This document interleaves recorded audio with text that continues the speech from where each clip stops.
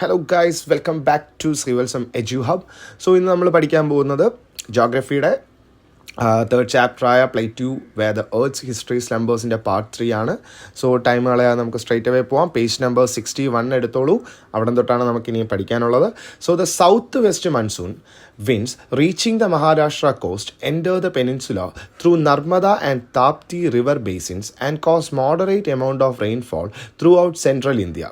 അപ്പോൾ നമ്മൾ ലാസ്റ്റ് ക്ലാസ്സിൽ പഠിപ്പിച്ച് നിർത്തിയപ്പോൾ നമുക്ക് മനസ്സിലായി വിൻവേർഡ് സൈഡ്, ലീവേർഡ് സൈഡ് അല്ലേ, വെസ്റ്റേൺ ഗട്ട്സിൻ്റെ വെസ്റ്റേൺ സ്ലോപ്പിൽ കൂടുതൽ മഴ ലഭിക്കുമെന്നും അതുപോലെ ഈസ്റ്റേൺ സ്ലോപ്പിൽ കുറവായിരിക്കും എന്നൊക്കെയുള്ള കാര്യങ്ങൾ നമ്മൾ പഠിച്ചെങ്കിൽ ഇവിടെയും അതേ കാര്യത്തിൻ്റെ കണ്ടിന്യൂവേഷനാണ് പറയുന്നത്. അതായത് നമ്മൾ സൗത്ത് വെസ്റ്റ് മൺസൂൺ വിൻസും റിട്രീവിങ് മൺസൂൺ വിൻസിനെയൊക്കെ പറ്റി നമ്മൾ പഠിച്ചിട്ടുള്ളതാണ് കഴിഞ്ഞ ചാപ്റ്ററിൽ അല്ലേ. അപ്പോൾ ഇതിൻ്റെ കണ്ടിന്യൂവേഷനും കൂടെയാണ് ഇവിടെ. അപ്പോൾ ഈ സൗത്ത് വെസ്റ്റ് മൺസൂൺ വിൻസ് എവിടെ എത്തും? മഹാരാഷ്ട്ര തീരങ്ങളിലൊക്കെ എത്തുകയും അത് പിന്നെ നർമ്മദ താപ്തി റിവർ ബേസിൻസിലൂടെയൊക്കെ ഈ ഒരു സെൻട്രൽ ഇന്ത്യയുടെ ആ ഭാഗങ്ങളിലൊക്കെ ആവശ്യത്തിന് അവർക്ക് വെള്ളമൊക്കെ കിട്ടും. അപ്പോൾ ഇതിൻ്റെ കാരണം കൊണ്ട് തന്നെ ഈ ഛോട്ടാ നാഗ്പൂർ പ്ലേറ്റ്യൂലൊക്കെ വളരെ A small amount of rainfall ആണ് ഈ ടൈമിൽ ഈ ഒരു ഏരിയയിൽ കിട്ടുന്നതെന്ന് വെച്ചോ. പക്ഷേ ഇത് നമ്മൾ പെനിൻസുലാർ പ്ലേറ്റ്യൂവിൽ നോക്കുന്ന സമയത്തുള്ളൊരു പ്രത്യേകത എന്ന് വെച്ചാൽ ഛോട്ടാ നാഗ്പൂർ പ്ലേറ്റ്യൂവിൽ കുറച്ച് മഴയാണ് ലഭിക്കുന്നുണ്ടെങ്കിൽ പെനിൻസുലാർ പ്ലേറ്റ്യൂവിൽ ആക്ച്വലി ഒരു ഡ്രൈ ക്ലൈമറ്റാണ് സാധാരണ എന്ത് ചെയ്യുന്നത്, നോർത്ത് ഈസ്റ്റ് മൺസൂൺ അല്ലെങ്കിൽ റിട്രീറ്റിംഗ് മൺസൂൺ സീസണിൽ സംഭവിക്കുന്നത്. അപ്പോൾ നമ്മൾ ഈ സൗത്ത് വെസ്റ്റ് മൺസൂണും നോർത്ത് ഈസ്റ്റ് മൺസൂണും ഒക്കെ നമ്മൾ ലാസ്റ്റ് ചാപ്റ്റേഴ്സിൽ പഠിച്ചിട്ടുള്ള കാര്യങ്ങളാണ്. സോ ആർക്കെങ്കിലും അറിഞ്ഞുകൂടെങ്കിൽ ആ ഒരു പോർഷൻ പോയി വീണ്ടും ഒന്ന് കണ്ട് കാര്യം അതൊരു എക്സ്പ്ലനേഷൻ ഉണ്ട്. അപ്പോൾ അത് ഫുള്ള് മനസ്സിലാക്കിയാലേ നിങ്ങൾക്ക് ഇതിനകത്ത് വ്യക്തതയോടെ മനസ്സിലാവത്തുള്ളൂ. സോ ഇവിടെ എന്ത് സംഭവിക്കുമെന്ന് വെച്ച് കഴിഞ്ഞാൽ നോർത്ത് ഈസ്റ്റ് അല്ലെങ്കിൽ തിരിച്ച് കാറ്റ് വീശി താഴേക്ക് വരുന്ന സമയത്ത് എന്താ സംഭവിക്കുന്നത്, through the low pressure worlds developed over the bay of Bengal causes heavy showers along the east coast അല്ലേ. അപ്പോൾ ഈ ബേ ഓഫ് ബംഗാളിൽ എന്താണ് വേൾ ഉണ്ടാകും. വേൾ എന്ന് വെച്ച് കഴിഞ്ഞാൽ നമുക്കറിയാലോ, വേൾപൂൾ എന്ന് വെച്ചാൽ എന്താണ്, ഇങ്ങനെ കിടന്ന് ചുറ്റുക, നമ്മളൊരു ചുഴലി പോലെ, സൈക്ലോൺ പോലെ. അപ്പോൾ ഈ ഒരു കടലിനകത്ത് ഈ വേൾ ഉണ്ടാവുകയും അതിൻ്റെ ഭാഗമായിട്ട് തന്നെ ഹെവി റെയിനൊക്കെ എവിടെ കിട്ടുമെന്നാണ് പറയുന്നത്, തമിഴ്നാട്, ആന്ധ്രാപ്രദേശ് തുടങ്ങിയ സ്ഥലങ്ങളിലൊക്കെ വളരെയധികം മഴ ലഭിക്കും അല്ലേ. കാര്യം തമിഴ്നാട്, ആന്ധ്രാപ്രദേശൊക്കെ ബേ ഓഫ് ബംഗാളിൻ്റെ തൊട്ടടുത്തുള്ള സ്ഥലങ്ങളും കൂടെയാണ്. സോ ഇതാണ് ഈ ഒരു സൗത്ത് വെസ്റ്റ് മൺസൂൺ വിൻഡുകളും നോർത്ത് ഈസ്റ്റ് മൺസൂൺ വിൻഡുകളും കൊണ്ട് നമ്മുടെ ഈ ഒരു പ്ലേറ്റ്യൂവിൽ സംഭവിക്കുന്ന അല്ലെങ്കിൽ കിട്ടുന്ന മഴയെ പറ്റി മനസ്സിലായിട്ടുള്ള കാര്യം. അപ്പോൾ റൈറ്റ് സൈഡിൽ നമ്മൾ റെയിൻ ഷാഡോ റീജിയൻസിനെ പറ്റി ഒന്നുകൂടെ കൊടുത്തിട്ടുണ്ട് അല്ലേ. നമ്മളത് കഴിഞ്ഞ ക്ലാസ്സിൽ പഠിച്ച കാര്യങ്ങളാണ്. അപ്പോൾ ആ ഒരു ഇമേജ് ഒന്നുകൂടെ ഞാൻ പറഞ്ഞുതരാം. അതായത് കടലിൽ നിന്നും മോയ്സ്ചർ ലാഡൻ വിൻഡുകൾ എന്ത് ചെയ്യുന്നുണ്ട്, അവിടെ എത്തുന്നതിൻ്റെ കൂടെ തന്നെ ആ ഒരു വിൻഡ് അല്ലെങ്കിൽ ആ ഒരു ക്ലൗഡ് ഫോർമേഷൻ അവിടെ നിങ്ങൾക്ക് കാണാൻ കഴിയും. ആ ക്ലൗഡ്സിനകത്ത് ഒരുപാട് റെയിൻ കണ്ടൻറ്റ് അല്ലെങ്കിൽ വാട്ടർ കണ്ടൻറ്റ് ഒരുപാടുണ്ടെന്നും അങ്ങനെ ഈ വിൻഡ്വേർഡ് സൈഡിൽ അധികം റെയിന് ലഭിക്കുമെന്നും. ഇനി ലീവേർഡ് സൈഡിൽ നോക്കിക്കഴിഞ്ഞാൽ അങ്ങോട്ട് ഒരു ഡ്രൈ എയറും അതുപോലെ തന്നെ ഒരു വാട്ടർ കണ്ടൻറ്റ് കുറവായിട്ടുള്ളൊരു ഏരിയ ആണ്. അതുകൊണ്ട് തന്നെ അവിടെ എന്ത് സംഭവിക്കും, ലെസ് റെയിൻ ആയിരിക്കും കിട്ടുന്നത്. സോ ഇങ്ങനത്തെ റീജിയൻസിനെയാണ് റെയിൻ ഷാഡോ റീജിയൻസ് എന്ന് വിളിക്കുന്നത്. സോ തുടങ്ങിയ കാര്യങ്ങളെല്ലാം നമ്മൾ ലാസ്റ്റ് ക്ലാസ്സിൽ പഠിച്ചതാണ്. സോ ഇനി നമ്മൾ നോക്കുകയാണെങ്കിൽ പെനിൻസുലാർ റിവേഴ്സിനെ പറ്റി പഠിക്കാം. സോ പെനിൻസുലാർ റിവേഴ്സിന് നിങ്ങൾ ആദ്യം തന്നെ ഒരു മാപ്പ് കാണാൻ പറ്റും അല്ലേ. അപ്പോൾ ഈ മാപ്പ് എന്തിനാണ് കൊടുത്തിരിക്കുന്നതെന്ന് വെച്ച് കഴിഞ്ഞാൽ ഒന്ന് നമുക്ക് ഈ ഒരു കറക്റ്റ് ഒരു സ്ലോപ്പൊക്കെ നമുക്ക് ഇതിനകത്തും തിരിച്ചറിയാൻ പറ്റും അല്ലേ. വെസ്റ്റേൺ ഗട്ട്സ് വളരെ ഉയർന്ന പ്രദേശവും ഈസ്റ്റേൺ ഗട്ട്സ് കമ്പാരിറ്റീവ്ലി വളരെ താഴ്ന്ന ഒരു പ്രദേശവുമായിട്ടാണ് നമുക്കിവിടെ കാണാൻ കഴിയുന്നത് അല്ലേ. ഇതിൻ്റെ ലെഫ്റ്റ് സൈഡിൽ west coastal plain areas, Arabian sea അല്ലേ. നിങ്ങൾ ആ മാപ്പൊക്കെ നിങ്ങൾ മനസ്സിലൊന്ന് ആലോചിച്ച് നോക്കിയാൽ മതി അല്ലേ. നമ്മുടെ വെസ്റ്റേൺ ഗട്ട്സിൻ്റെ ആ ഒരു ഭാഗത്ത് തന്നെയാണ് അറേബ്യൻ സീ വരുന്നതെങ്കിൽ ഈസ്റ്റേൺ ഗട്ട്സിൻ്റെ അവിടെയാണ് ബേ ഓഫ് ബംഗാൾ വരുന്നത്. അതിൻ്റെയൊക്കെ തീരത്തുള്ള സ്ഥലങ്ങളെയാണ് കോസ്റ്റൽ പ്ലെയിനുകൾ എന്ന് പറയുന്നത്, കടൽ തീരങ്ങൾ അല്ലേ. അപ്പോൾ ഇനി നമ്മൾ നോക്കിക്കഴിയുമ്പോൾ next page number 62 haven't you notice that the general slope of the peninsular plateau is from the west to east അല്ലേ. കാര്യം നമുക്കറിയാം വെസ്റ്റ് ടു ഈസ്റ്റിൽ നോക്കുമ്പോൾ സ്ലോപ്പ് എവിടെയാണ്, ആ ഒരു വെസ്റ്റിലാണ് കൂടുതലും, സ്ലോപ്പ് ഈസ്റ്റിലോട്ടുമാണ് കിടക്കുന്നത്. So highest part of the plateau ഏതാണ്, വെസ്റ്റേൺ ഗട്ട്സ് തന്നെയാണ്. അപ്പോൾ നമ്മളിവിടെ പഠിക്കാൻ പോകുന്നത് ഈ ഒരു പെനിൻസുലാർ റിവേഴ്സിനെ പറ്റിയിട്ടാണ്. സോ ഈ റിവേഴ്സിൻ്റെ അടിസ്ഥാനത്തിൽ നമ്മൾ ഈ ഒരു ഏരിയയെ നമ്മൾ 3 ഡിവൈഡ് ചെയ്യാൻ പോവുകയാണ്. ഒന്ന് വെസ്റ്റേൺ ഗട്ട്സ് വെസ്റ്റേൺ ഗട്ട്സിൽ നിന്നും ആ ഒരു ഭാഗത്ത് നിന്നും ഒഴുകി വരുന്ന റിവേഴ്സ്, പിന്നെ സെൻട്രൽ ഹൈലൻഡ്സിൽ നിന്നും ഒഴുകി വരുന്ന റിവേഴ്സ്, പിന്നെ മറ്റൊന്ന് ആരവല്ലി റേഞ്ചസിന് ഡൽഹി വരെ കിടക്കുന്ന ആ ഒരു ഏരിയ. സോ ഇത് മൂന്നിനെയും നമ്മൾ 3 പെനിൻസുലാർ ഡ്രെയിനേജുകൾ എന്ന് നമ്മൾ വിളിച്ചാണ് ഇവിടെ പറയുന്നത്. സോ 3 പോയിന്റ്സ് ഉണ്ടല്ലേ. The peninsular rivers flowing eastwards into the bay of Bengal. അല്ലേ, നമുക്കറിയാം പെനിൻസുലയുടെ ഈസ്റ്റിൽ എന്താണ്, ബേ ഓഫ് ബംഗാൾ കടലാണ്. സോ അങ്ങോട്ടേക്ക് ഒഴുകുന്ന റിവേഴ്സ് ഉണ്ട്. ഇനി അടുത്ത് നോക്കിക്കഴിഞ്ഞാൽ എന്താണ്, നമ്മളെ വെസ്റ്റിൽ ഏതാണുള്ളത്, അറേബ്യൻ സീ ആണല്ലേ. അപ്പോൾ അറേബ്യൻ സീ, അതായത് വെസ്റ്റിലേക്ക് ഒഴുകുന്ന റിവേഴ്സ് എല്ലാം കൂടെ ചെന്ന് അറേബ്യൻ സീയിലെത്തും. ഇനി ഇതിൻ്റെ ഒരു നോർത്ത് ഭാഗം നോക്കിക്കഴിഞ്ഞ് കഴിഞ്ഞാൽ അവിടെ ഈ റിവേഴ്സൊക്കെ ഒഴുകി യമുനയിലും ഗംഗയിലുമാണ് ചെന്ന് എത്തുന്നത്. ഇനി നമ്മൾ പഠിക്കാൻ പോകുന്നത് ഇതിലെ ഈസ്റ്റ് ഫ്ലോയിങ് പെനിൻസുലാർ റിവേഴ്സിനെ പറ്റിയിട്ടാണ്. അതായത് നമ്മുടെ ബേ ഓഫ് ബംഗാളിലേക്ക് ഒഴുകിയെത്തുന്ന നദികളെ പറ്റിയിട്ട്. അപ്പോൾ most of the east flowing peninsular reverse originate from the Western guts. അപ്പോൾ വെസ്റ്റേൺ ഗട്ട്സിൽ നിന്ന് തന്നെയാണ് മെയിനായിട്ട് ഇത് ഉറവിടം അല്ലേ. ഈ റിവേഴ്സൊക്കെ ഒറിജിനേറ്റ് ചെയ്യുന്നത് വെസ്റ്റേൺ ഗട്ട്സിൽ നിന്ന് തന്നെയാണ്. അപ്പോൾ ഇവിടെ ചോദിക്കുന്നുണ്ട് ഏതൊക്കെയാണ് മേജറായിട്ടുള്ള ഈസ്റ്റ് ഫ്ലോയിങ് പെനിൻസുലാർ റിവേഴ്സ് എന്നാണ് ഇവിടെ ചോദിച്ചിരിക്കുന്നത്. അപ്പോൾ അറിയാമെന്നുള്ളവർ കമൻറ്റ് ചെയ്യാം, ഇല്ലെങ്കിൽ ഞാൻ അതിൻ്റെ ഉത്തരം പറയാം. ഗോദാവരി, കൃഷ്ണ, കാവേരി, മഹാനദി, പെന്നാറ്, സുബർണരേഖ. അപ്പോൾ ഇത്രയാണ് മെയിനായിട്ട് ഈസ്റ്റ് ഫ്ലോയിങ് പെനിൻസുലാർ റിവേഴ്സ് എന്ന് പറയുന്നത്. സോ ഇനി നമ്മൾ പഠിക്കാൻ പോകുന്നത് വളരെ ഇമ്പോർട്ടൻ്റ് ആയിട്ടുള്ളൊരു കാര്യമാണ്. ഇതെന്തായാലും എക്സാമിന് ചോദിക്കും. So catchment area, drainage basin, water divide. എന്താണ് കാച്ച്മെൻറ്റ് ഏരിയ എന്ന് നോക്കിയോ. The defined area from where the water flows into a river is termed as the catchment area of the river. അതായത് നമുക്കറിയാം, ഒരു നദി അല്ലെങ്കിൽ ഒരു റിവർ ഫോം ആവണമെങ്കിൽ അതിനെന്ത് ചെയ്യണം, അതിൻ്റെ ഒരു ഉറവിടത്തിൽ നിന്നായിരിക്കും എന്ത് ചെയ്യുന്നത്, ഒരു നദി ഒഴുകി വരുന്നത്. അപ്പോൾ ഈ നദികൾ ഒഴുകി വരുന്നതിന് മുന്നേ ഒരുപാട് സ്ഥലങ്ങളിൽ നിന്നായിരിക്കും ഇത് ഒഴുകി എന്ത് ചെയ്യുന്നത്, ഒരു ഫൈനലായിട്ടുള്ളൊരു റിവറായിട്ട് ഇത് മാറുന്നത്. അപ്പം ഈ ഒരു വെള്ളം ഒഴുകി വരുന്ന അത്രയും ഏരിയകളെയാണ് എന്തെന്ന് പറയുന്നത്, നദിയിലേക്ക് ഒഴുകി വരുന്ന അത്രയും ഒരു ഏരിയയാണ് എന്തെന്ന് പറയുന്നത് കാച്ച്മെൻറ്റ് ഏരിയ എന്ന് പറയുന്നത്. അപ്പോൾ ഇവിടെ പിക്ചറിൽ നിങ്ങൾക്ക് കറക്റ്റായിട്ട് മനസ്സിലാക്കാൻ പറ്റും അല്ലേ. നോക്കിക്കഴിഞ്ഞ് കഴിഞ്ഞാൽ ആ ഒരു കാച്ച്മെൻറ്റ് എന്ന് മാർക്ക് ചെയ്തിരിക്കുന്ന സ്ഥലം കണ്ടല്ലോ. അപ്പോൾ ഇത് ഫൈനലി റിവർ ആകുന്നതിന് മുന്നേ എന്താണ്, പലയിടത്തും നിന്ന് എന്ത് ചെയ്യുന്നുണ്ട്, ഒഴുകി വരുന്നുണ്ട് പല ഡയറക്ഷനിൽ നിന്നും. അപ്പോൾ ആ ഒരു റെഡിൽ മാർക്ക് ചെയ്ത അത്രയും ഏരിയയാണ് നമ്മൾ എന്തെന്ന് വിളിക്കുന്നത്, കാച്ച്മെൻറ്റ് ഏരിയ. അതായത് ബേസിക്കായിട്ട് പറഞ്ഞാൽ നദിയിലേക്ക് വെള്ളം ഒഴുകി എത്തുന്ന ആ ഒരു ഏരിയയെ മുഴുവനായിട്ട് കാച്ച്മെൻറ്റ് ഏരിയ എന്ന് പറയാം. ഇനി അടുത്ത ഡ്രെയിനേജ് ബേസിൻ. ഡ്രെയിനേജ് ബേസിൻ എന്ന് വെച്ചാൽ എന്താണ്, the area formed by river and its tributaries is called drainage basin. അതായത് വേറൊന്നുമല്ല, ഒരു നദി ഒഴുകി വരുന്നതിന് മുമ്പേ എന്താണ്, ഒരുപാട് ട്രിബ്യൂട്ടറികൾ കാണും അല്ലേ, ഒരുപാട് നദികൾ കാണും അല്ലേ. ഈ ട്രിബ്യൂട്ടറീസിനെയും നദികളെയും കൂടെ ഒരുമിച്ചാണ് എന്തെന്ന് പറയുന്നത്, ഡ്രെയിനേജ് ബേസിൻ എന്ന് പറയുന്നത്. അപ്പോൾ ആ ഇമേജിൽ നിങ്ങൾ നോക്കിക്കഴിഞ്ഞാൽ മതി, ട്രിബ്യൂട്ടറിയൊക്കെ കാണാം. അപ്പോൾ ട്രിബ്യൂട്ടറീസും അതുപോലെ തന്നെ അതിൻ്റെ റിവറും ഒക്കെ ചേരുന്ന ആ ഒരു മുഴുവനായിട്ടുള്ളൊരു ബേസിൻ എന്ന് പറഞ്ഞാൽ ഒരു ഏരിയ, അതിനെയാണ് എന്തെന്ന് പറയുന്നത്, ഡ്രെയിനേജ് ബേസിൻ എന്ന് പറയുന്നത്. സോ ഇനി ഇതിൽ വാട്ടർ ഡിവൈഡും കൂടെ ഉണ്ട്. The boundary line separating 2 water sheds or drainage basin is called water divide എന്ന് പറയാം. ഇപ്പോൾ ഡ്രെയിനേജ് ബേസിൻ പഠിച്ചു. ഡ്രെയിനേജ് ബേസിൻ എന്ന് വെച്ചാൽ ഒരു നദിയും നദിയുടെ ട്രിബ്യൂട്ടറിയൊക്കെ കൂടെ ചേരുന്ന ഒരു ഏരിയ ആണ് എന്തെന്ന് പറയുന്നത്, ഡ്രെയിനേജ് ബേസിൻ എന്ന് പറയുന്നത്. അപ്പോൾ ഈ വാട്ടർ ഡിവൈഡ് എന്ന് പറഞ്ഞു കഴിഞ്ഞാൽ ഒരു ഡ്രെയിനേജ് ബേസിനെയും മറ്റൊരു നദി അല്ലെങ്കിൽ മറ്റൊരു ഡ്രെയിനേജ് ബേസിനെയും കൂടെ ഡിവൈഡ് ചെയ്യാനായിട്ട് നടുക്കൊരു മല വരിക എന്ന് നിങ്ങളൊന്ന് ആലോചിച്ച് നോക്കുക. അത്രയേ ഉള്ളൂ വാട്ടർ ഡിവൈഡ് എന്ന് പറഞ്ഞാൽ. ഈ പിക്ചറിൽ നിങ്ങൾക്ക് നോക്കിക്കഴിഞ്ഞാൽ അറിയാൻ പറ്റും, ഇവിടെ ബേസിൻ എ ഉണ്ട്, ബേസിൻ ബി ഉണ്ട്, അല്ലെങ്കിൽ അത് റിവർ എ എന്നോ റിവർ ബി എന്നോ നിങ്ങൾ വിളിച്ചോ. അപ്പോൾ ഇവിടെ മഴ ലഭിക്കുന്നുണ്ട് അല്ലെ, ആകാശത്ത് ക്ലൗഡ്സിൽ നിന്ന് മഴ ലഭിക്കുന്ന സമയത്ത് കുറച്ച് വെള്ളം എങ്ങോട്ടേക്ക് ഒഴുകുന്നുണ്ട്, ആ ഒരു സ്ട്രീമിലേക്ക് ഒഴുകി പോകുന്നുണ്ട്, അതായത് ബേസിൻ ബിയിലേക്ക് ഒഴുകി പോകുന്നുണ്ട്. മറ്റതെന്താണ്, ബേസിൻ എയിൽ അല്ലെങ്കിൽ റിവർ എയിലേക്ക് ഒഴുകി പോകുന്നുണ്ട്. അപ്പോൾ ഈ ഒരു വാട്ടർ ഡിവൈഡ്, അതായത് ഈ ഒരു മല കാരണം ഈ ഒരു 2 നദികളെ എന്താണ്, സെപ്പറേറ്റ് ചെയ്യുന്നുണ്ട്. അപ്പോൾ ഇങ്ങനെ സെപ്പറേറ്റ് ചെയ്യുന്ന ഈ ഒരു ബൗണ്ടറി ലൈനിനെയാണ് എന്തെന്ന് വിളിക്കുന്നത്, വാട്ടർ ഡിവൈഡ് എന്ന് പറയുന്നത്. ഇനി നമ്മൾ നോക്കുന്നത് ഇവിടുത്തെ റിവേഴ്സൊക്കെ ഏതൊക്കെയാണ് മെയിനായിട്ട്. The rivers Mahanadi, Godavari, Krishna, Kaveri and their tributaries cut across the peninsular plateau and flows eastwards through the eastern coastal plain to join the bay of Bengal. അപ്പം നമ്മൾ ഈ പറഞ്ഞിരിക്കുന്ന 4 നദികളും അതിൻ്റെ ട്രിബ്യൂട്ടറീസും അല്ലേ, ഇവരെന്ത് ചെയ്യും, ഈ പെനിൻസുലാർ പ്ലേറ്റ്യൂ കടന്ന് അല്ലെങ്കിൽ അതിൻ്റെ കുറുകെ കട്ട് ചെയ്തിട്ടാണ് അത് എങ്ങോട്ടേക്ക് പോകുന്നത്, ഈസ്റ്റ് ഡയറക്ഷനിലേക്ക് ഒഴുകി പോകുന്നത്. സോ അങ്ങനെ ഈസ്റ്റ് ഡയറക്ഷനിലേക്ക് ഒഴുകിപ്പോയി ഇത് അവസാനം എന്ത് ചെയ്യും, കടൽ തീരത്തിലൂടെ കോസ്റ്റൽ പ്ലെയിനുകളിൽ കൂടെ ഒഴുകി അവസാനം എവിടെ ചെന്നെത്തും, ബേ ഓഫ് ബംഗാളിൽ ചെന്ന് എത്തും. അപ്പോൾ ഇതിനെയാണ് എന്തെന്ന് വിളിക്കുന്നത്, ഈസ്റ്റ് ഫ്ലോയിങ് പെനിൻസുലാർ റിവേഴ്സ് എന്ന് വിളിക്കുന്നത്. അപ്പോൾ ഇതിൻ്റെ തൊട്ട് താഴത്തെ ഒരു ടേബിളിനകത്ത് നിങ്ങൾക്ക് ഇതിനെപ്പറ്റി കൂടുതൽ കാര്യങ്ങൾ മനസ്സിലാക്കാം. സോ ഈ ടേബിൾ നിങ്ങൾ പഠിച്ചു വയ്ക്കുന്നത് വളരെ യൂസ്ഫുൾ ആവും.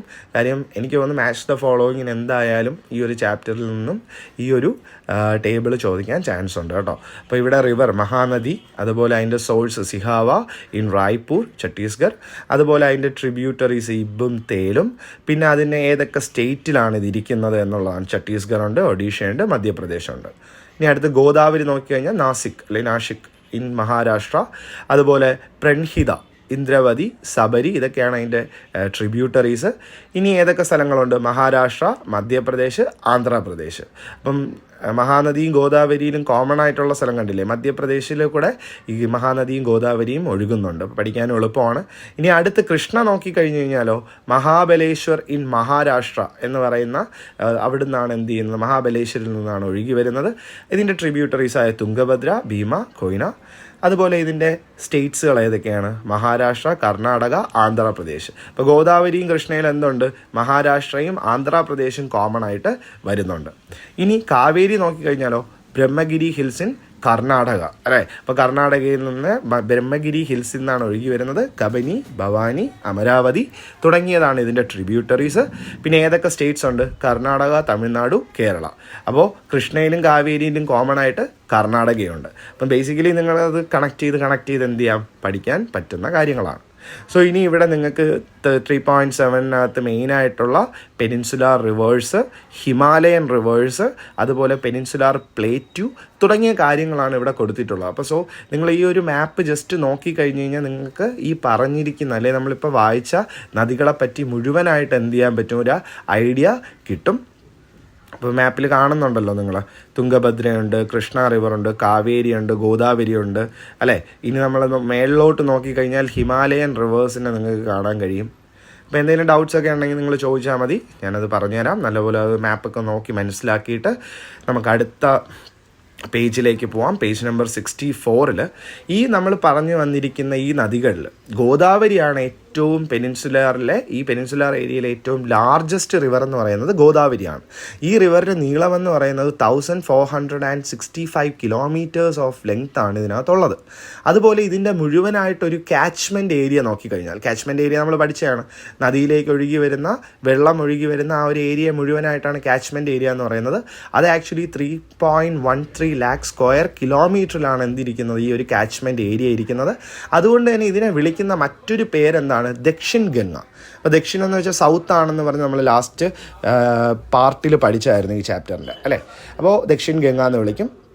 ഇനി rivers Krishna and Kaveri are the second and the third largest peninsular rivers. അപ്പം Krishna second, Kaveri third largest peninsular reverse.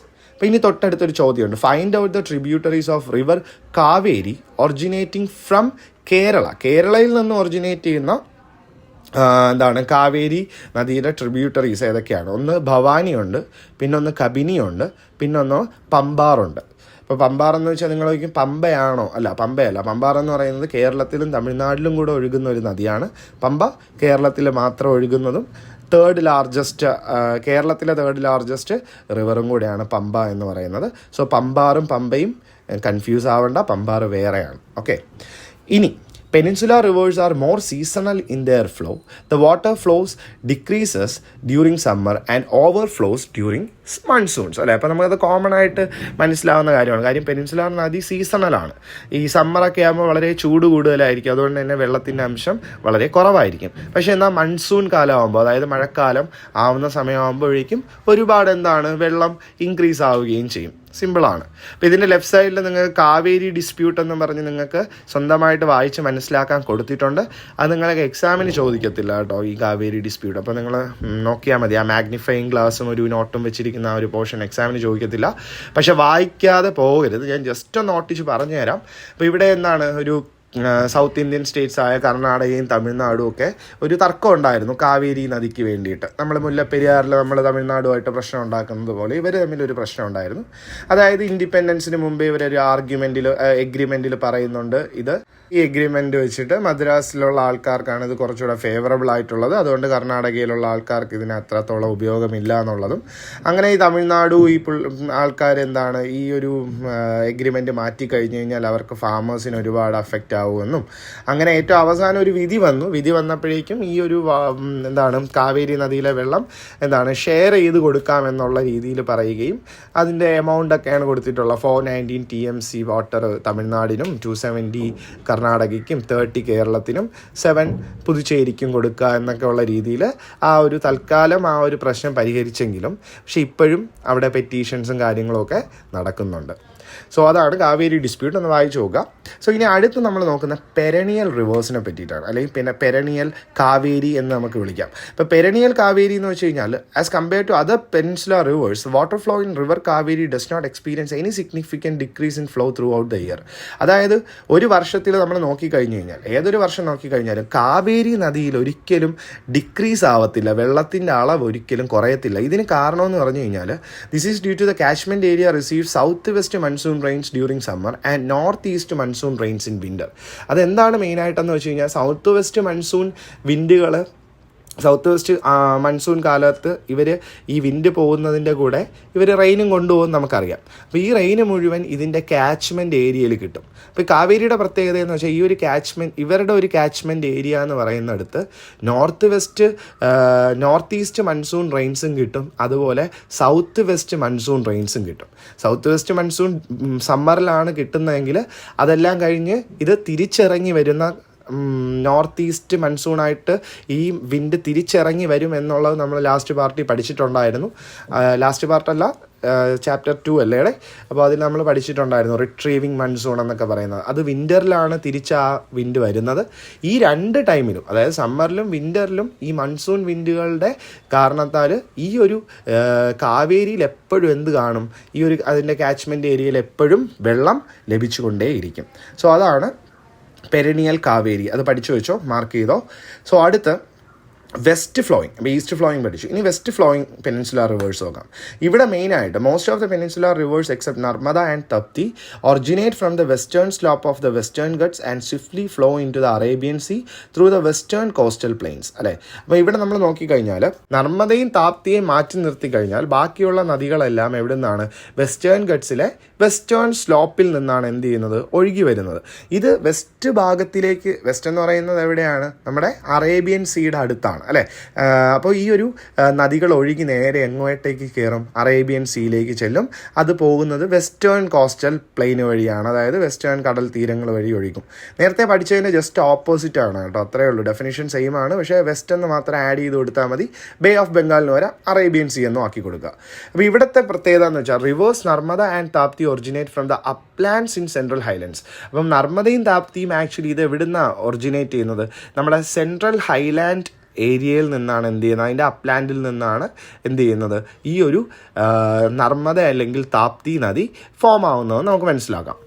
ഇനി ഇവിടുത്തെ ഒരു പ്രത്യേകത എന്ന് വെച്ച് കഴിഞ്ഞാൽ ഒരുപാട് സ്റ്റീപ്പ് വാലീസ് ഉണ്ട്, അതായത് താഴ്വാരങ്ങൾ. ഈ നദികളെല്ലാം ഒഴുകുന്നതിൻ്റെ വലതും ഇടതും ഒക്കെ ഇരിക്കുന്നത് മാർബിൾ റോക്സ് ആണ്, അതാണ് അതിൻ്റെ ഒരു പ്രത്യേകത. അപ്പോൾ ഇതൊരു ടൂറിസ്റ്റ് ഡെസ്റ്റിനേഷൻ ഒരു ഏരിയയാണ് കേട്ടോ ഈ ഒരു സ്ഥലം എന്ന് പറയുന്നത്. അപ്പോൾ ഇവിടെ തന്നെ Dhuandhar waterfalls near Jabalpur and Sardar Sarovar multipurpose river valley project make Narmada stand tall above others, അല്ലേ. അപ്പോൾ ഇവിടുത്തെ പ്രത്യേകത എന്ന് വെച്ച് കഴിഞ്ഞാൽ ഈ ഒരു നർമ്മദയെ പ്രത്യേകിച്ച് എല്ലാത്തിൽ നിന്നും ഒരു ഏറ്റവും മേളിലിരിക്കുന്ന ഒരാൾ എന്ന് വേണമെങ്കിൽ പറയാം. കാര്യമെന്ന് വെച്ചാൽ ഇവിടെ ഈ ഒരു നദികൾ ഉപയോഗിച്ചിട്ട് ഇവരെന്ത് കൊണ്ടുവന്നു, മൾട്ടിപർപ്പസ് റിവർ വാലി പ്രോജക്റ്റ്. അപ്പോൾ എന്താണ് ഈ മൾട്ടിപർപ്പസ് റിവർ വാലി പ്രോജക്റ്റ് എന്ന് വെച്ച് കഴിഞ്ഞാൽ അടുത്ത പേജിൽ നിങ്ങൾക്ക് അതിൻ്റെ ഡെഫിനേഷൻ ഉണ്ട്, എന്നാലും ജസ്റ്റ് ഞാൻ പറഞ്ഞുതരാം. ഒരു റിവറിനെ ഉപയോഗിച്ച് നമ്മൾ ഡാം കെട്ടിയിട്ട് ആ വെള്ളത്തിന് നമുക്ക് അഗ്രികൾച്ചറിന് എടുക്കാം, പിന്നെ അവിടുന്ന് ഇലക്ട്രിസിറ്റി എടുക്കാം, ഫിഷിങ്, ടൂറിസം തുടങ്ങിയ കാര്യങ്ങൾക്കൊക്കെ ഒരു റിവറിനെ ഉപയോഗിക്കുന്നതിനെയൊക്കെ നമുക്ക് എന്തെന്ന് പറയാം, മൾട്ടിപർപ്പസ് റിവർ പ്രോജക്റ്റുകളെന്ന് വിളിക്കാം. സോ നർമ്മദ അങ്ങനെ ഒരു പർപ്പസ് പ്രോജക്റ്റിൻ്റെ കീഴിലുള്ളതാണ്, അതുകൊണ്ടാണ് അത് ഏറ്റവും ഇമ്പോർട്ടൻ്റ് ആയിട്ട് നിൽക്കുന്നത്. ഇനി നമ്മൾ നോക്കിക്കഴിഞ്ഞ് കഴിഞ്ഞാൽ familiarize the important facts related to river Narmada and Tapti from table 3.2. അപ്പം ടേബിൾ 3.2ൽ അവരുടെ കുറച്ചുകൂടെ കാര്യങ്ങൾ മനസ്സിലാക്കാൻ പറ്റും. നർമ്മദയുടെ സോഴ്സ് എവിടെയാണ്? അമർകണ്ടക്, മധ്യപ്രദേശിൽ നിന്നാണ് വരുന്നത്. അപ്പോൾ അതാണ് നമ്മൾ നേരത്തെ പറഞ്ഞത്, അതെന്താണ് ഒരു സെൻട്രൽ ഹൈലൻഡ് ഏരിയയിൽ നിന്നാണ് ഇത് വരുന്നത് എന്നുള്ളത്. പിന്നെ അതുപോലെ തന്നെ മേജർ ട്രിബ്യൂട്ടറീസ് ഹിരൺ, ബഞ്ചാർ, അതുപോലെ ഏതൊക്കെ സ്റ്റേറ്റ്സ് ഉണ്ട്? മധ്യപ്രദേശ്, മഹാരാഷ്ട്ര, ഗുജറാത്ത്. താപ്തിയും അതുപോലെ തന്നെ അപ്ലാൻഡ്സ് ഇൻ സെൻട്രൽ ഹൈലൻഡ്സ് എന്ന് പഠിച്ചു. അതായത് നമ്മുടെ മൾട്ടായി, മധ്യപ്രദേശ് എന്ന് പറയുന്ന സ്ഥലത്ത് തന്നെയാണ്. രണ്ടും ഒരിടത്തു നിന്ന് തന്നെയാണ് വരുന്നത്. പൂർണ്ണ, ഗിർന എന്ന് പറയുന്നതാണ് ഇതിൻ്റെ ട്രിബ്യൂട്ടറികൾ. പിന്നെ ഏതൊക്കെ സ്റ്റേറ്റ്സ് ഉണ്ടെന്ന് വെച്ചാൽ സെയിം ആണ്, മധ്യപ്രദേശ്, മഹാരാഷ്ട്ര ആൻഡ് ഗുജറാത്ത്. അപ്പോൾ ഇവിടെ അടുത്തൊരു ചോദ്യമുണ്ട്, ഏതൊക്കെ റിവേഴ്സ് ആണ് വെസ്റ്റേൺ ഗട്ട്സിൽ, അല്ലേ, major rivers that originate from the Western Ghats and flow to Arabian Sea. Western ഗട്ട്സിൽ ഉറവിടുന്ന അല്ലെങ്കിൽ വെസ്റ്റേൺ ഗട്ട്സിൽ നിന്ന് ഒറിജിനേറ്റ് ചെയ്യുന്ന ഒരു നദി, ആ നദി അറേബ്യൻ സീയിലേക്ക് പോകുന്നത് ഏതൊക്കെയാണ്? അതും ത്രൂ കേരള വഴി ഒഴുകുന്നത് ഏതൊക്കെയാണ്? പെരിയാറുണ്ട്, ഭാരതപ്പുഴയുണ്ട്, പമ്പയുണ്ട്. കണ്ടോ, ഇപ്പോഴാണ് പമ്പ വന്നത്, മറ്റേത് പമ്പാറാണ്, രണ്ടാണ്. പിന്നെ ചലിയാർ, പിന്നെ അച്ചൻകോവിൽ, കല്ലട. അപ്പം ഇത്രയും സ്ഥലങ്ങളാണ് നമ്മൾ മെയിനായിട്ട് ഉള്ള റിവേഴ്സ്. അപ്പോൾ ഇനി തൊട്ടടുത്ത് മറ്റൊരു പ്രശ്നം പറയുന്നുണ്ട്, നർമ്മദ ബച്ചാവോ ആന്തോളൻ എന്ന് പറയുന്ന ഒരു കാര്യമുണ്ട്. അതെന്താണെന്ന് വെച്ചാൽ വേറെ ഒന്നുമല്ല, നിങ്ങൾ വായിച്ചു നോക്കുക, ഞാൻ ജസ്റ്റ് പറഞ്ഞു തരാം. മെയിനായിട്ട് ഈ ഒരു റിവർ നർമ്മദയുടെ കീഴിൽ ഇവരൊരു വലിയൊരു ഡാം കെട്ടാൻ വേണ്ടി തീരുമാനിക്കുന്നു. പക്ഷേ അതിനെ ആൾക്കാർ എതിർത്തു. കാരണം ഇങ്ങനെ ഒരു ഡാം വന്നു കഴിഞ്ഞ് കഴിഞ്ഞാൽ അവിടുത്തെ എൻവയോൺമെൻറ്റിന് അല്ലെങ്കിൽ പ്രകൃതിക്ക് ഭയങ്കര പ്രശ്നമാവുമെന്നും അതുപോലെ അവിടുത്തെ ആൾക്കാരെയൊക്കെ മാറി താമസിക്കേണ്ടി വരുമെന്നും തുടങ്ങിയതൊക്കെ പറഞ്ഞുകൊണ്ടൊക്കെയുള്ള ഒരു ഡിസ്പ്യൂട്ട് അല്ലെങ്കിൽ തർക്കമാണ്, അല്ലെങ്കിൽ നാട്ടുകാർ അതിനെ പ്രതിരോധിച്ച് കൊണ്ടിരിക്കുന്ന ഒരു പ്രശ്നമാണ് നർമ്മദ ബച്ചാവോ ആന്തോളൻ എന്ന് പറയുന്നത്. സോ അതൊന്നുകൂടെ വായിച്ചു നോക്കുക കേട്ടോ. ഇനി നമുക്ക് നോക്കേണ്ടത്, നമ്മൾ ഈസ്റ്റിലെയും വെസ്റ്റിലെയും റിവേഴ്സിനെ പറ്റി പഠിച്ചെങ്കിൽ ഏറ്റവും അവസാനത്തത് ഗംഗയിലേക്ക് ഒഴുകിയെത്തുന്ന പെനിൻസുലാർ റിവേഴ്സ് ഏതൊക്കെയാണെന്ന് നമുക്ക് നോക്കാം. So, in previous chapter, you learned about some rivers originating from the Malwa Plateau flowing northward either to join river Yamuna or river Ganga. അല്ലെ, യമുനയിലും ഗംഗയിലും ഒക്കെ ഒഴുകിയെത്തുന്ന നദികളെ പറ്റി നമ്മൾ പഠിച്ചു. അപ്പോൾ അതിൽ ഏതൊക്കെയാണുള്ളത്? മെയിനായിട്ട് ചമ്പാലുണ്ട്, പിന്നെ സിന്ധുണ്ട്, അതുപോലെ ബേറ്റ്വ, കെന്ന്, സോണ്. അങ്ങനെ 5 എണ്ണമാണ് മെയിനായിട്ടുള്ളത്. അപ്പോൾ ഈ റിവേഴ്സിനെ മുഴുവനായിട്ട് വിളിക്കുന്നതാണ് എന്തെന്ന് പറയുന്നത്? Peninsular tributaries of river Ganga എന്ന് പറയുന്നത്. അപ്പോൾ ഈ നദികളൊക്കെ എന്താണ്? ഒരു റിവർ ഗംഗയുടെ പെനിൻസുലാർ ട്രിബ്യൂട്ടറീസ് ആണ് കേട്ടോ. അപ്പോൾ നമ്മളിങ്ങനെ പഠിച്ചു വരുമ്പോൾ ഇതിനകത്ത് വേറെ നദികളെ പറ്റിയിട്ടൊന്നും അധികം പറയുന്നില്ലെങ്കിലും ചമ്പാൽ റവൈൻസിനെ പറ്റി പറയുന്നുണ്ട്. അപ്പോൾ എന്താണ് ഈ ചമ്പാൽ റവൈൻസ് എന്ന് പറയുന്നതിന് മുമ്പേ ആദ്യം ഗള്ളീസ് എന്താണെന്ന് നമ്മൾ മനസ്സിലാക്കണം. അപ്പോൾ ഗള്ളീസിൻ്റെ ഇമേജ് ഞാൻ കൊടുത്തിട്ടുണ്ട്. സോ നിങ്ങൾ ഈ ഇമേജ് കണ്ടാൽ അറിയാൻ പറ്റും, ഒരു വലിയൊരു റിവർ നമ്മൾ കുത്തി ഒഴുകുന്ന സമയത്ത് ഇവിടെ എന്തുണ്ടാവും? ഒഴുകി പോയതിന് ശേഷം ഇതുപോലത്തെ ഒരു വി ഷേപ്പ് ഏരിയ അല്ലെങ്കിൽ ഒരു കുഴി പോലത്തെ ഒരു ഏരിയ അവിടെ ഉണ്ടായി വരികയാണ്.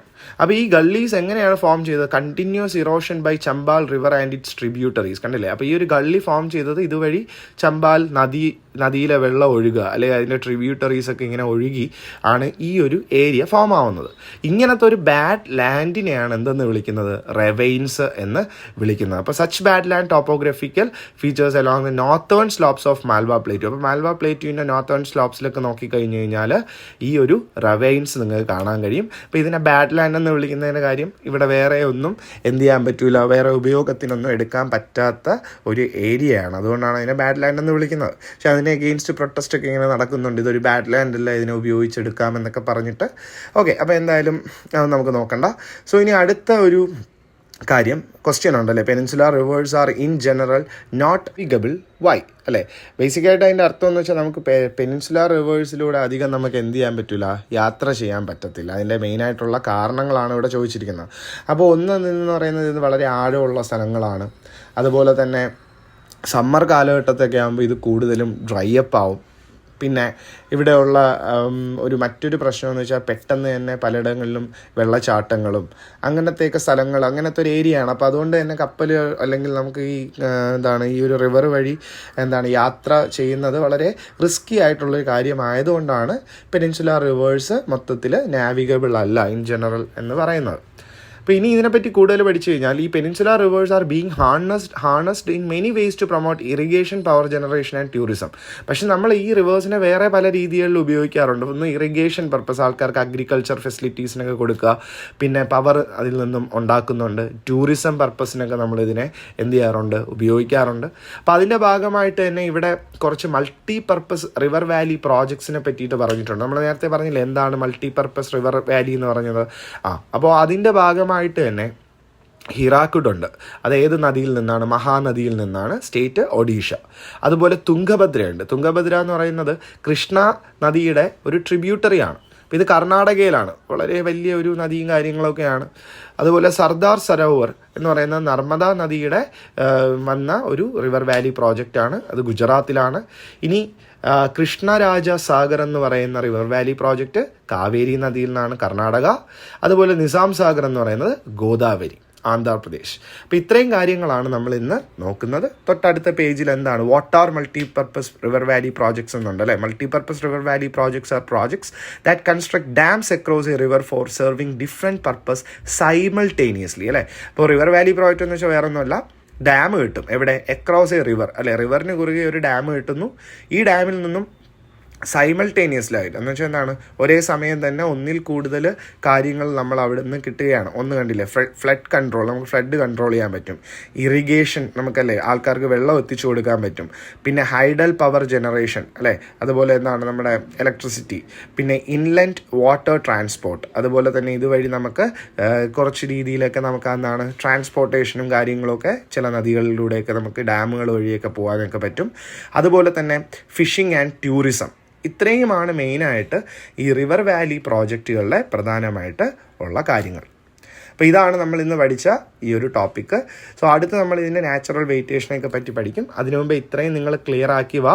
അപ്പോഴേക്കും എന്തെങ്കിലും ഡൗട്ട്സോ കാര്യങ്ങളോ ഉണ്ടെങ്കിൽ കമൻറ്റ് ചെയ്ത് ചോദിക്കും, ഞാൻ പറഞ്ഞുതരാം. ഡൗട്ട്സ് മാത്രമല്ല, നിങ്ങൾക്ക് എന്തെങ്കിലും ക്വസ്റ്റ്യൻ്റെ ആൻസേഴ്സ് വേണോ എന്തെങ്കിലും ഉണ്ടെങ്കിൽ കമൻറ്റ് ചെയ്തോ, എന്നൊരു കുഴപ്പമില്ല. നമ്മൾ ഫുൾ സപ്പോർട്ടാണ്. നിങ്ങളൊന്ന് മാക്സിമം പഠിക്കുക, മനസ്സിലാക്കുക, കാര്യങ്ങളൊക്കെ ചെയ്യുക. പിന്നെ ഇതിൻ്റെ ഫുൾ നോട്ട്സ് ഞാൻ എന്തായാലും തരും, ഡോണ്ട് വറി. പിന്നെ എനിക്കൊരു കാര്യം അറിയാനുള്ളത്, ഞാൻ ഇങ്ങനെ ടെക്സ്റ്റ് വായിച്ച് മുഴുവനായിട്ട് എക്സ്പ്ലെയിൻ ചെയ്യണോ അതോ നോട്ട് പ്രിപ്പയർ ചെയ്ത് നിങ്ങൾക്ക് എക്സ്പ്ലെയിൻ ചെയ്ത് തന്നാൽ മതിയോ എന്നുള്ള കാര്യവും കൂടെ നിങ്ങളൊന്ന് പറയുക. അതിനനുസരിച്ച് എനിക്ക് ക്ലാസ് എടുത്ത് തരാൻ പറ്റും. ഓക്കെ, അങ്ങനെ ചെയ്ത് കഴിഞ്ഞാൽ കുറച്ചുകൂടെ സമയം ലാഭിക്കാനും പറ്റും, നിങ്ങൾക്ക് പഠിക്കാനും ഈസി ആയിരിക്കുമെന്നാണ് എനിക്ക് തോന്നുന്നത്. നിങ്ങൾ എന്താണെന്ന് വെച്ചാൽ ഒന്ന് പറയും. ഓക്കെ, അപ്പോൾ see you till the next video. Bye bye, have a great day.